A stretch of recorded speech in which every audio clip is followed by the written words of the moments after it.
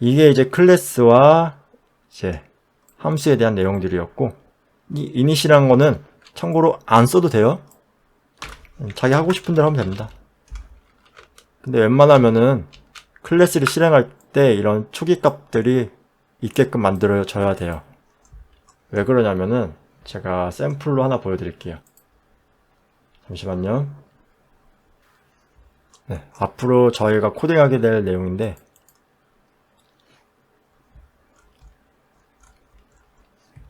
여기 위에 보시면은 이런 거 있죠. init 부분에, init 안에 이렇게 많은 것들이 들어가 있어요. 보이시죠? 이런 거를 다 초기 값으로 잡아 놓은 겁니다. 그래서 이 init이라는 건 웬만하면은 항상 붙어 다니는 게 좋습니다. 자, 이렇게 봤고, 이제 마지막으로 하나 더. 상속이라는 거 볼게요. 상속. 상속이란 게 뭐냐? 일단은 먼저 타이핑을 해보고 나서 왜 쓰는지 설명을 드리도록 하겠습니다. 자, 클래스 페런트 라고 있어요. 클래스 페런트라고 있고 부모예요. 페런트. 그래서 이것도 초기값이 있습니다. 부모 클래스. 그리고 이 페런트에게는 재산이 많아요. money. 굉장히 많이 있습니다. 그리고 자식도 있는데 첫 번째 자식이 있고 얘도 init으로 해놨어요. 첫 번째 자식입니다. 그리고 두 번째 자식. 두 번째 자식 child df init. 두 번째 자식입니다. 이렇게 해놨습니다. 그래서 먼저 잘 되는지 실행해 볼게요. 첫 번째 자식부터. 그리고 두 번째 자식. 실행을 해보면은 어떻게 나오냐? 첫 번째 자식입니다. 두 번째 자식입니다. 잘 나오죠? 이 위에 있는 거는 일단 잠시 지워주겠습니다. 지워두고 다시 실행해 볼게요. 네, 첫 번째 자식, 두 번째 자식. 다들 잘 나오시죠? 자, 그러면은 이제 뭘 할 거냐? 저희는 그 전까지만 해도 해당 클래스를 다른 데에다가 불러와서 그 클래스 안에 있는 내용물들을 가져다가 썼잖아요. 근데 지금은 그게 아니라 상속이라는 걸 해줘서 그런 인스턴스와 가정 없이 바로 가져다 쓸 수 있게 만들 거예요. 무슨 말이냐? 이 child1 클래스 안에 parent 클래스를 넣어보세요. 이렇게. 이 클래스를 넣어준 거예요. 그리고 이 child2도 parent 클래스를 넣어주고요. 이렇게 됐어요. 이 상태에서 다시 실행을 해보겠습니다. 네, 아무런 반응이 없죠. 근데 만약에 첫 번째 자식이 이 부모에 있는 재산에 접근을 하고 싶어요. 그러니까 이런 식으로 상속은 이미 받았는데 법적인 처리를 안 밟아서 부모한테 있는 이 돈을 가져다가 쓰질 못하는 거예요. 그래서 어떻게 하면 되냐? 여기다가 슈퍼가 상이라는 개념이거든요. 내가 나한테 있는 지금 현재 클래스보다 더 위에 클래스를 뜻하는 거예요. 그래서 슈퍼 점 보면은 init 있죠. 그래서 init 한번 더블 클릭하면은 색칠이 여기에 되죠. 같은 부분이라는 겁니다. 그래서 슈퍼 init을 하면은 이 부모의 init이 초기값이 가져와진 거예요. 그래서 이 상태에서 다시 실행을 하면은 나오죠. 부모 클래스 첫 번째 자식입니다. 그리고 바로 두 번째 자식입니다. 이렇게 나오는 걸 볼 수가 있어요. 그래서 이 상태에서 여기다가 print money self.money를 쓸 수가 있어요. 그래서 실행을 하면은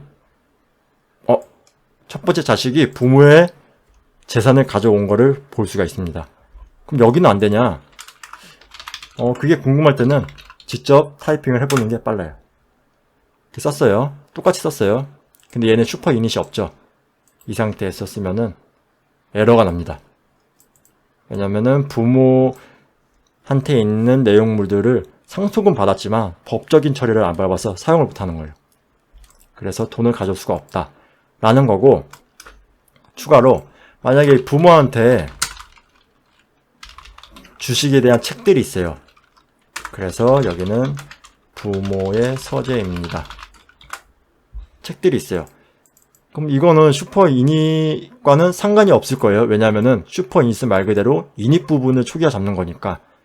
그래서 이 함수들을 바로 가져올 수가 있습니다. 두 번째 자식한테 해볼게요. 여기다가 셀프 북을 가져왔어요. 자, 이 상태에서 실행을 해보겠습니다. 나오죠? 부모의 서재입니다. 두 번째 자식입니다. 부모의 서재입니다. 왜냐면은 이 머니처럼 이닛에 포함된 게 아니라 이 함수는 따로 있는 거니까 그냥 법적인 절차 없이 바로 가져와서 쓴 거예요. 상속만 받으면 돼요, 그때는. 네, 이게 이제 클래스 상속의 개념입니다. 굉장히 헷갈리죠? 그래서 이런 걸 쓰는 이유가 뭐냐면은, 제가 또 보여드릴게요. 잠시만요. 네. 자, 보시면은, 참고로 이 폴더가 많죠? 이거는 제가 이제 수강생들한테 따로 드리는 내용물들이고, 저희는 할 때 이 부분에 있는 것들도 같이 타이핑을 해볼 거예요. 해보고 하나하나 배워갈 겁니다. 자, 보면은,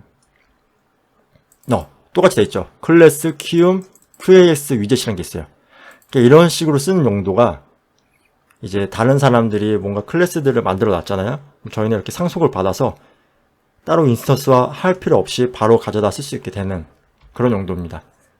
이게 싫으면은 인스턴스화를 해도 상관없어요. 네, 각각의 역할도 있고, 또 어느 순간에는 이렇게 상속받는 게 더 편하고, 또 어느 순간에는 이런 식으로 인스턴스화해서 쓰는 게 편합니다. 그게 다 구분이 지어져 있는 거니까 그때그때 맞게 사용하는 거는 이제 코딩을 하면서 자연스럽게 알게 되실 거예요. 자연스럽게 알게 되거나 아니면은 실력이 늘면서 나도 모르게 습득이 되거나, 네, 그렇게 됩니다. 그래서 이런 부분들은 같이 타이핑 해보면서 익혀질 거니까 너무 걱정 안 하셔도 돼요. 자, 그러면 오늘 배운 거 한 번 더 복습할게요. 이제 클래스에 대한 거 배웠고, 자, 보겠습니다. 클래스라는 거 배웠고, 그 안에 꽈들을 넣을 수가 있다.